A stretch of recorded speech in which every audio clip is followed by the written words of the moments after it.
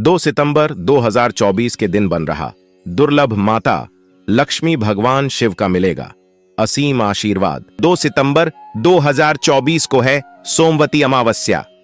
जी हां दोस्तों, वह अमावस्या जो कि सोमवार के दिन पड़ती है। और दोस्तों हम आपको बता दें, सोमवती अमावस्या साल में कुछ ही पड़ती है, मतलब ज्यादा सोमवती अमावस्या नहीं पड़ती है, पर जब भी पड़ती है उसका बहुत ही बड़ा और विशेष महत्व होता है। और दोस्तों, सोमवती अमावस्या के दिन किया गया किसी भी उपाय का फल आपको बहुत ही जल्दी और बहुत बड़ा होकर मिलता है।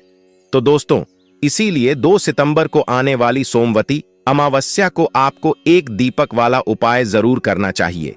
क्यों करना चाहिए दोस्तों?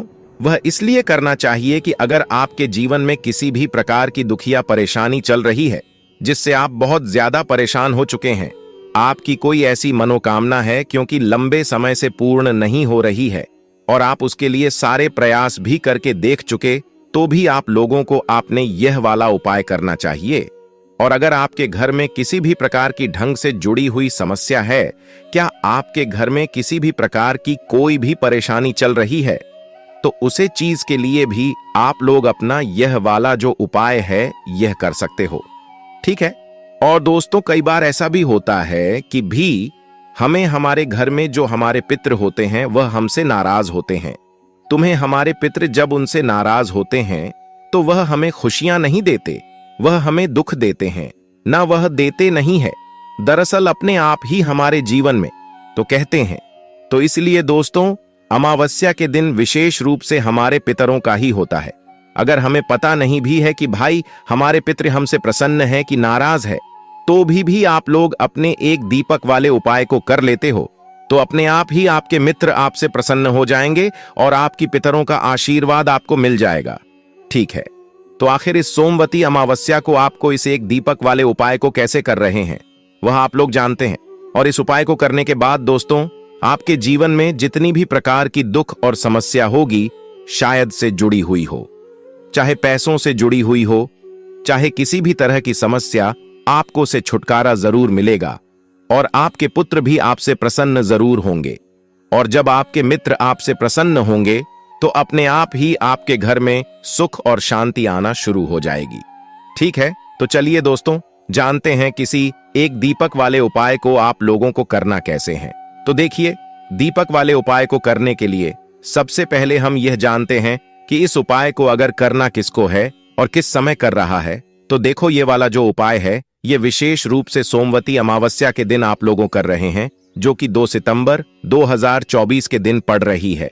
ठीक है। इस उपाय को घर में से कोई सिर्फ एक ही सदस्य कर सकता है, सभी सदस्यों को इस उपाय को करने की जरूरत बिल्कुल भी नहीं है।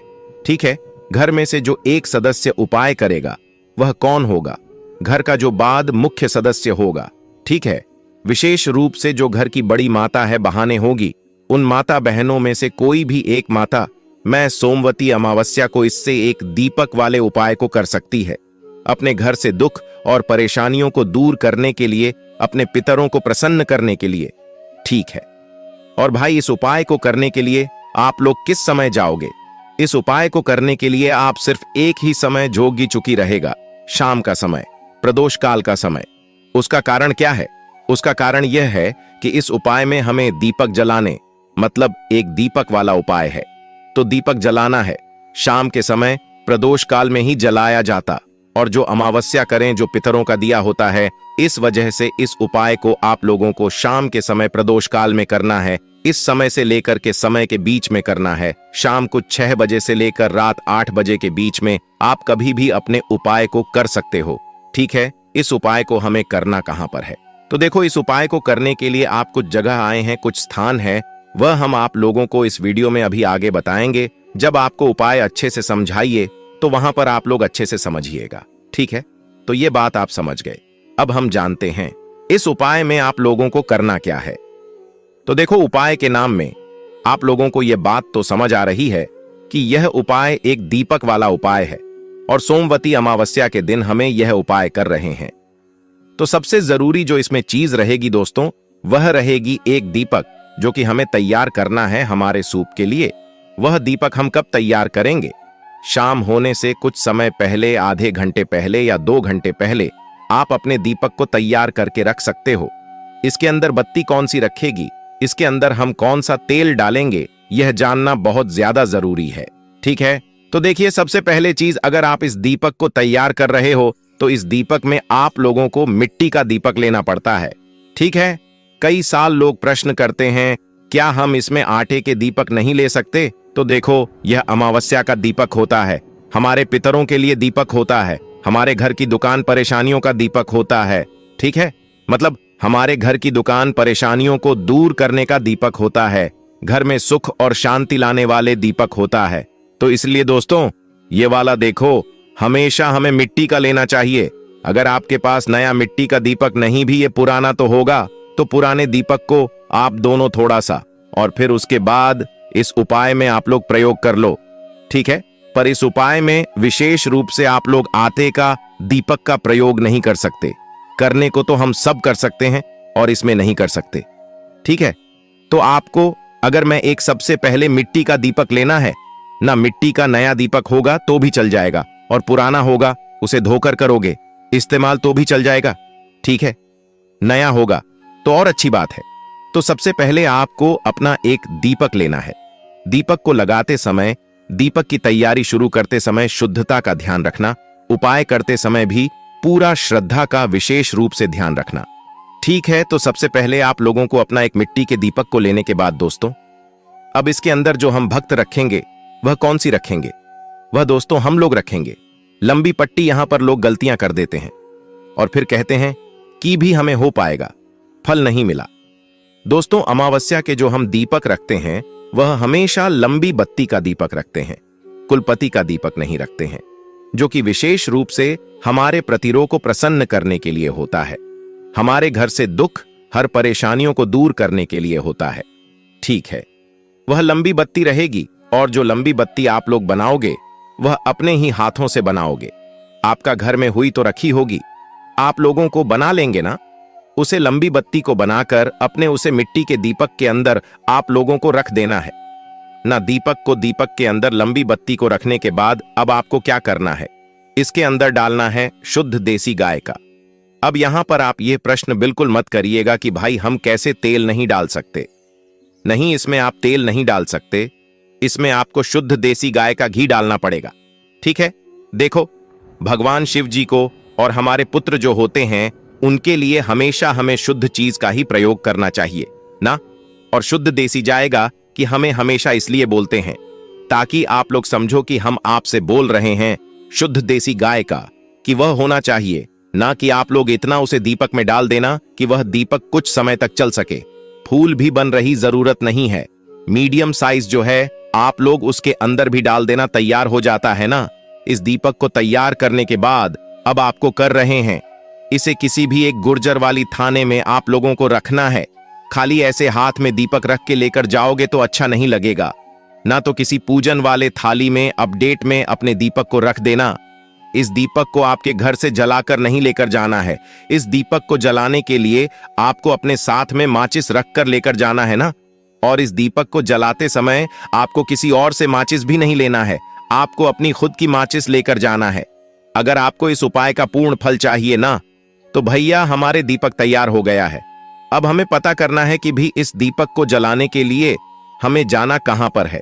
तो देखो, हम आपको बता दें, यह दीपक तैयार करने के बाद आपको इस दीपक को जलाना सिर्फ एक ही जगह है। और अगर आप लोग इस जगह नहीं जा पा रहे हो तो हम आपको दूसरी जगह बताएंगे। दूसरी जगह में नहीं जा पा रहे हो तो आपको 30 देगा बताएंगे। अगर आप विशेष रूप से पहले जगह चल सकते हो वहां पर जाना, अगर वहां पर नहीं जा सकते तो फिर दूसरी जगह पर जाना, वहां पर भी नहीं जा सकता है। अगर आपके घर के आसपास कोई भी पवित्र नदी है, मतलब बहता हुआ जल, पवित्र नदी जो होती है बहती हुई, अगर आपके घर के आसपास कोई भी पवित्र नदी है तो सबसे उत्तम यही रहेगा कि आप किसी भी पवित्र नदी के पास अपने इस दीपक को लेकर जाएं। ठीक है, तो भाई पवित्र नदी के पास दीपक को लेकर जाने के बाद आपको क्या करना है कि सबसे पहले आपको वहां पर एक घाट देखना है, क्योंकि इस दीपक को हमें जल के अंदर प्रवाहित नहीं करना, बाटी जल में प्रवाहित नहीं करना। बाटी जल में प्रवाहित नहीं कर रहा है, हमें उसे नदी का एक कोई सी अच्छी जगह देखनी है, घाट देख लेना है ना, अच्छी जगह देख लेना है और उसे जगह पर जाकर बैठ जाना है। ठीक है, ध्यान से सुन लो, इस दीपक को आपको जल के अंदर प्रवाहित नहीं कर रहा। तो दोस्तों, यहां पर जैसी आप लोग उसे नदी के घाट पर जाकर बैठ जाते हो, बैठने के बाद आपको क्या करना है? सबसे पहले अपने दीपक को अपने सामने रखना है। ठीक है, सामने रखने के बाद दोस्तों, उसे जगह पर जहां पर आप बैठे हुए, जिसकी पवित्र नदी के पास में घाट पर, उसे जगह पर आपको दिशा देखनी है। इस दीपक की जो बत्ती काम होगा, मतलब जिस तरफ से हमें पति को जलाएंगे, उसे चलती हुई बत्ती का मुख्य दक्षिण दिशा में होता है ना। अब दक्षिण दिशा का पता करने के लिए आप वहीं पर पास में किसी से पूछ लेना, क्योंकि मोबाइल में आप लोग आसानी से किसी भी दिशा का पता लगा सकते हो ना। क्योंकि दोस्तों, यह वाला दीपक सिर्फ और सिर्फ दक्षिण दिशा में ही लगेगा, तभी आपको आएगी करने का फल मिलेगा। ठीक है, तो जैसी आप वहां पर बैठे दक्षिण दिशा पता लगा लेते हो, उसके बाद में आप लोग दीपक को जलाने के बाद आप क्या करना है कि दीपक को आप लोगों को जल्दी हुई दिशा की तरफ करके अपने पितरों का नाम का स्मरण करते हुए, भगवान शिव जी के नाम का स्नान करते हुए आप लोग को दीपक को वहां पर रख दिया जाए। दीपक को रखने के बाद आप अगर आप चाहे तो अपने पितरों से प्रसन्न कर सकते हैं, अपने घर में जो भी आपकी समस्या चल रही है उसके लिए। और भगवान शिव जी से भी आप लोग प्रार्थना कर लेना कि भगवान शिव जी, हमारे घर में जो भी परेशानी चल रही है आप उनको दूर कर दीजिए, और अपना आशीर्वाद, और आप जो भी पात्र है वही उनका भी आशीर्वाद आपके ऊपर सदैव ऐसा बना रहा है। ऐसी आपको उसे दीपक को मुख करके, उसे दीपक को जगह पर रखने के बाद आप लोगों को भगवान शिव जी से और अपने पितरों से प्रार्थना जरूर करना है। ठीक है, प्रार्थना करने के बाद आप लोग वहां से उठ सकते हैं और सीधा अपने घर पर वापस आ सकते हैं, और आपको यह वाला उपाय यहां पर पूरा हो जाता है। और दोस्तों, अगर आप इस उपाय को करने के लिए किसी पवित्र नदी के पास नहीं जा सकती है, किसी बहते हुए जल के पास नहीं जा सकते, तो आप लोग इस उपाय को कहां पर तो किस अच्छा है कि आप अपने घर के आसपास हुआ होता है, जो कि हम नल को भी कहते हैं, यानी कि जहां से कई माताएं बहनें होती हैं जो पानी भरकर लाती हैं, आप वहां पर चले जाइए। और वहां पर जाने के बाद एक शांत स्थान पर, जहां पर भी आपके पास में कोई न सके, यानी आपके पास कोई ना आए, वहां पर आपको चले जाना है। और वहां पर चले जाने के बाद वहीं पर बैठ जाना है, और आप अपनी जो भी मनोकामना है और इच्छा है, यानी कि भगवान शिव से और अपने पितरों को बता देंगे कि मेरी यह मनोकामना है, यह इच्छा है, तो आप मेरी अवश्य ही पूरा करें। और आपको अपने पुत्रों को प्रसन्न करने के लिए उनका आप नाम ले सकते हैं, भगवान शिव का नाम ले सकते हैं। अगर आपको अपने पितरों का नाम नहीं पता है तो और इस बात का बखूबी ही ध्यान रखें कि आपको यह दीपक को, हमने आपको बात ही दिया है कि दक्षिण की दिशा में ही जलाना है, कोई और दिशा में नहीं जलाना है। तो इस बात का भी आप विशेष रूप से ध्यान रखें, किस दिशा में ही आपको दिया को जलाना है, यानी कि किसी और दिशा में आपको दिया को भूलकर भी नहीं जलाना है। कोई बात नहीं, चलिए मान लीजिए कि आप अपने घर के पूरे के पास भी नहीं जा सकते हैं, तो आपको तीसरा स्थान और बता देती है, जहां पर तो आपको चले ही जाना है। उसे स्थान को हम बता देते हैं कि आप अगर कुएं के पास नहीं जा सकते, किसी नदी के पास, आपके पास कोई नदी नहीं है, तो या फिर आपके पास कोई तालाब है, तो आप वहां पर चले जाइए और सच्ची हृदय से, सच्चे मन से इस उपाय को करिए, तो आपको बहुत ही अच्छा लाभ प्रदान होता है। माता बहन, अगर आपके घर के आसपास कोई तालाब, नदी या फिर हुआ भी नहीं है, तो एक और जगह है जहां पर आप अवश्य चले जा सकते हैं। तो आपके घर के आसपास कोई मंदिर तो होगा ही। मंदिर के आसपास अपने बेल वृक्ष जरूर ही देखा होगा, पर बेल वृक्ष बड़ा होना चाहिए। तो वहां पर भी आप इस दीपक वाले उपाय को आप वहां पर जाकर करिए, तो आपको लाभ देखने को मिलेगा। यानी कि आप जो स्थान पर हमने बताया है, आप वहां पर जलाएंगे तो आपको लाभ प्रदान होगा, यानी कि आपको लाभ ही लाभ होगा। या फिर आप वहां पर भी नहीं जा सकते, यानी कि आपके घर के जो मंदिर है आसपास, वहां पर भी कोई बेल वृक्ष नहीं है, तो इस दीपक को आप पीपल के पेड़ के नीचे जला सकते हैं। अगर आप पीपल के पेड़ के नीचे भी इस दीपक को जलाएंगे तो भी आपको उतना ही पुण्य फल मिलेगा जितना कि नदी के पास आपको दीपक जलाने से मिलता है। अगर आप यहां पर भी नहीं चला सकते तो आप फिर समय के पेड़ के नीचे आप दीपक जला सकते हैं, यानी कि जो भगवान शमी का पेड़ होता है वहां पर आप दीपक जला सकते हैं, तभी आपकी उतना ही फल प्राप्त होगा। अगर आपके पास कोई शमी का पेड़ भी नहीं है तो कोई बात नहीं, फिर आपको एक आखिरी जगह है, वहां तो आपको दीपक अवश्य ही जलाना है। वह है आपके घर की, आपकी घर में ही आपको मिल जाएगी, यानी कि माता तुलसी के पास।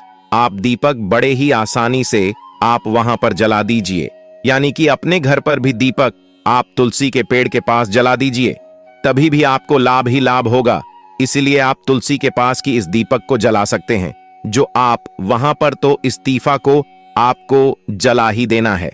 माताएं बहनों, चलिए अब हम आपको बता देते हैं कि आपको इस दिन कुछ ऐसी चीज है जो आपको जरूर कर लेनी चाहिए। अगर आप इन चीजों को कर लेती हो तो आपकी मनोकामना इच्छा 24 घंटे के अंदर ही पूरी हो जाती। चलिए वह भी हम आपको अब बता देते हैं, जो कि बहुत ही सरल और आसान उपाय होते हैं। पितृतर्पण। सोमवती अमावस्या के दिन पितृतर्पण करना बहुत महत्वपूर्ण माना जाता है। आप अपने पूर्वजों की आत्मा की शांति के लिए तर्पण कर सकते हैं। इसके लिए आप जल, दूध और फूलों का उपयोग कर सकते हैं। आप अपने पूर्वजों के नाम का उच्चारण करके तर्पण कर सकते हैं। तर्पण करने से पहले आप अपने हाथों में जल और फूल लेकर अपने पूर्वजों के नाम का उच्चारण करें और फिर जल और फूलों को पवित्र नदी या तालाब में डालें। दान। इस दिन दान करना भी बहुत महत्वपूर्ण है।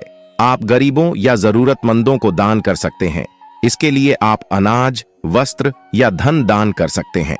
आप अपने सामर्थ्य के अनुसार दान कर सकते हैं।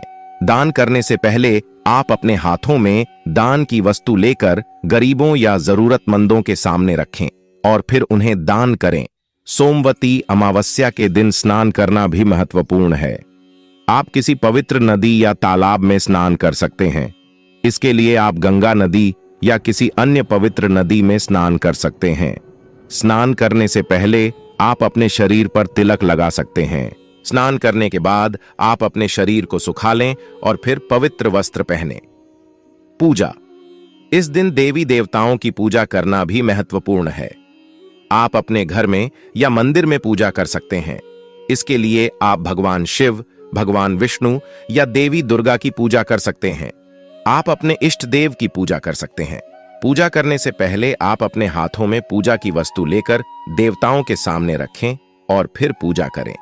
व्रत। सोमवती अमावस्या के दिन व्रत रखना भी महत्वपूर्ण है।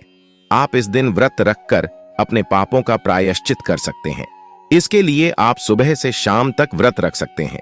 आप व्रत के दौरान जल या फल खा सकते हैं। व्रत रखने से पहले आप अपने हाथों में जल लेकर व्रत का संकल्प करें और फिर व्रत रखें। जप।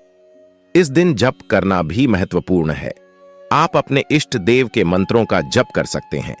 इसके लिए आप एयूएम नमः शिवाय या एयूएम विष्णु जैसे मंत्रों का जप कर सकते हैं। आप अपने मन में मंत्रों का जप कर सकते हैं।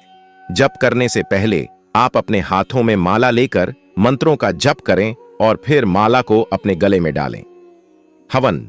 सोमवती अमावस्या के दिन हवन करना भी महत्वपूर्ण है। आप अपने घर में या मंदिर में हवन कर सकते हैं। इसके लिए आप घी, दूध और अन्न पितृनारायण। सोमवती अमावस्या के दिन पितृनारायण करना भी महत्वपूर्ण है। आप अपने पूर्वजों की आत्मा की शांति के लिए नारायण कर सकते हैं।